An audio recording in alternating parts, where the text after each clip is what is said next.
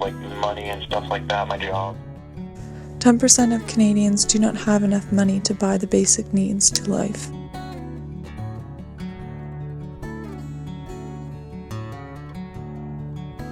Having too much work to do with not enough time, not being able to do things I want to do, not being able to have things I want to have, like those kind of things.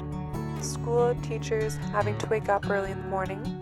When the buses are too full, when my phone bill goes over $100 a month, when I don't remember to do my homework, when I miss my favorite show.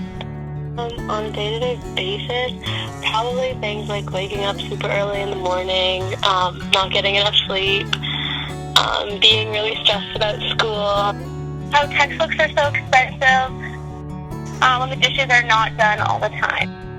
The cold. The cold in general.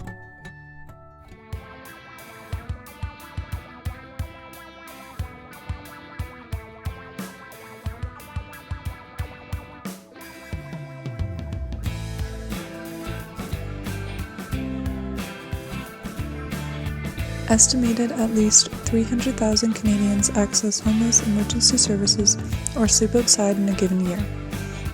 Single adult males ages between 25 to 55 account for almost half the homeless population. It's a lot of people in Hamilton that are homeless, and I don't even realize it. So I did lots. I put food into boxes and sorted food and stuff because it's a grocery store, so they have to put it on the shelves.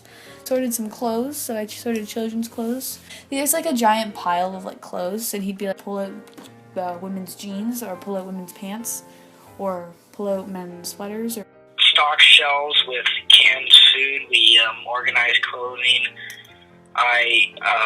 We sorted canned goods and food into boxes. So, do you feel like you're a more grateful person? Yeah, for sure. After seeing that those people have to go there probably once a week to get food, and it makes me think, that I'm able to go and get food whenever I want, and those people sometimes can't even get food at all.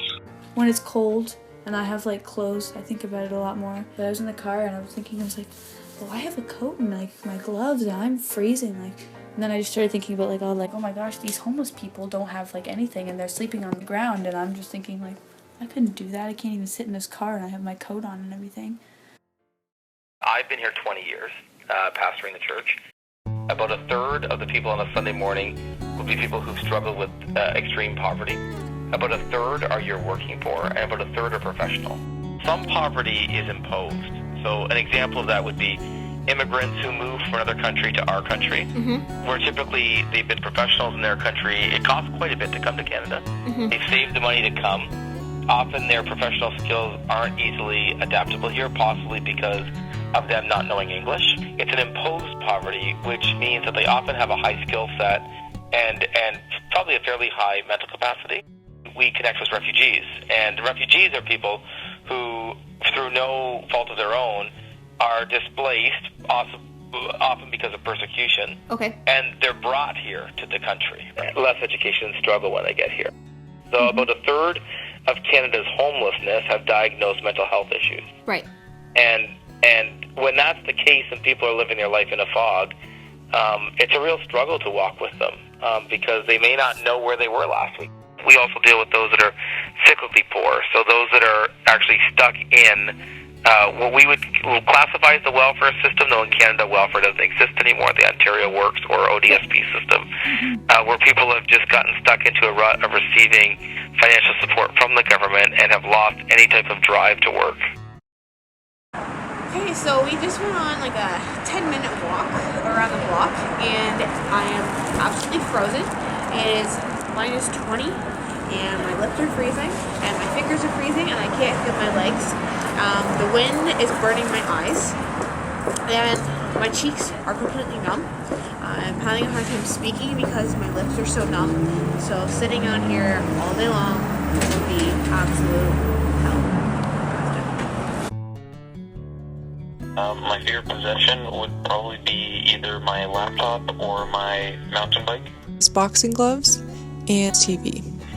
I would say my phone or my laptop because they're the most expensive. I'd have to say my laptop. That'd have to be my dog. Probably a necklace I got a couple Christmases ago. It's from my dad's engagement ring. It's a ring that was my grandfather's that I was given after he passed away. Yeah, sure. Try to get somewhere. I think back in Toronto. Shelters here are closed. Yeah. Oh shit, thanks so much. Sure. Have all this stuff. Thanks. No problem. Oh, right. Nice. Take care of yourself. Take care. No problem. Okay, so we're driving back from just being outside for about probably only 15-20 minutes, and we're frozen.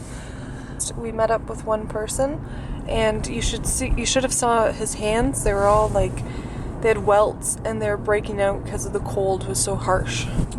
Thankfully, we only really came across like There's probably two only or three or something like that. homeless people. They're all in warming centers and shelters. It's way too cold for people to be out here, especially with bare skin. Like it's wicked. He said that the shelters are too full because it is so cold, and he's gonna try to bus it all the way to Toronto and see if they have anything. Right now I'm feeling really, really fortunate because I can feel my skin thawing. I know, I can right? feel like the circulation coming back to my lips and my ears, and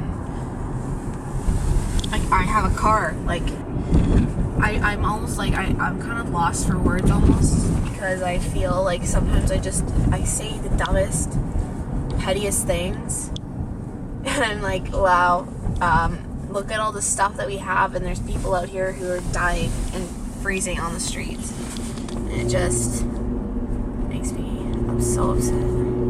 This wind chill, I swear, is minus 25. Yeah. It's brutal.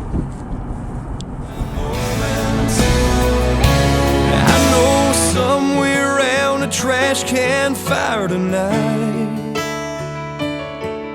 that old man tells his story one more time.